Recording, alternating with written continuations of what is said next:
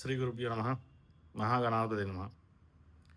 రేపు జనవరి 31వ తేదీ శని త్రయోదశి. ఆ రోజున శనీశ్వరుడికి నువ్వుల నూనెతోటి అభిషేకం చేసి, అదేవిధంగా నల్ల నువ్వులు, రాళ్ళుప్పు కూడా స్వామివారికి పెట్టి, కర్పూరం వెలిగించి 19 ప్రదక్షిణలు చేసినట్లయితే మంచి ఫలితాలు ఉంటాయి. దాని తర్వాత శివదర్శనం చేసుకోవడం అనేది చెప్పదగినది. కుదిరితే రుద్రాభిషేకం చేయించుకోవడం చాలా విశేషం.